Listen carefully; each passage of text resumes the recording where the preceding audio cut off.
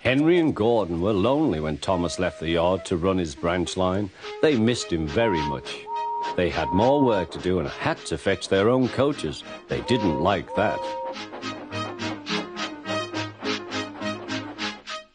James grumbled too. "We get no rest, we get no rest," they all complained.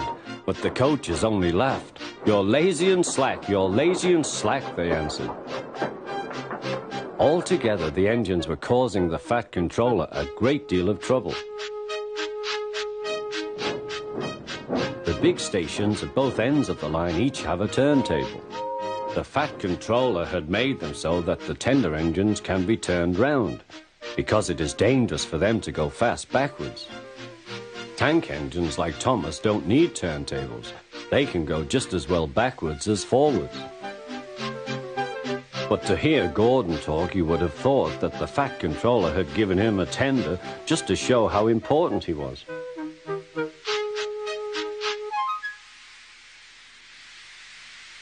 "You don't understand, little Thomas. We tender engines have a position to keep up.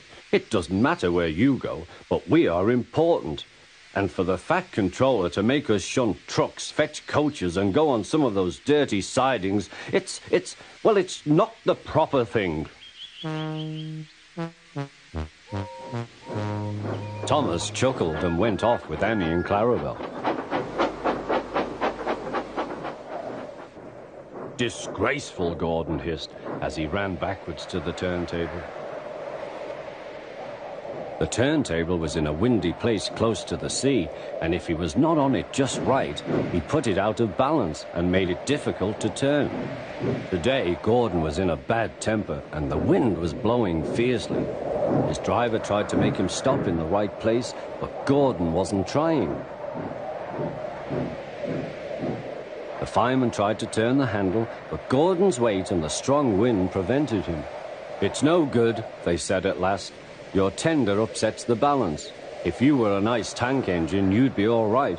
Now you'll have to pull the next train backwards." "Look," called some boys, "there's a new tank engine." "Oh, it's only Gordon back to front."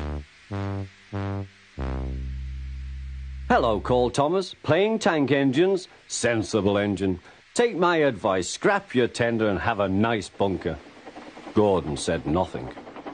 Even James laughed when he saw him. "Take care," hissed Gordon, "you might stick too." "No fear," chuckled James, "I'm not so fat as you." "I mustn't stick," thought James. He stopped on just the right place to balance the table. It could now swing easily. Gordon arrived in time to see everything. James turned much too easily. The wind puffed him round like a top. He couldn't stop.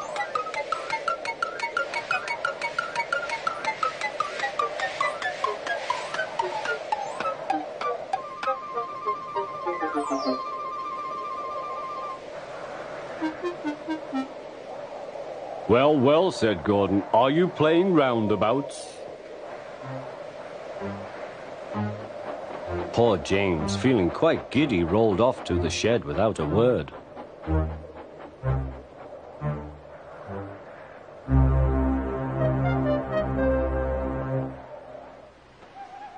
That night, the three engines had an indignation meeting. "It's shameful to treat tender engines like this.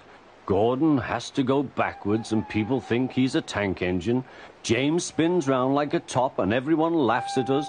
And to add to that, the Fat Controller makes us all shunt in dirty sidings. Blech!" "Listen," said Gordon. He whispered something to the others. "We'll do it tomorrow. The Fat Controller will look silly. The engines are decided to go on strike."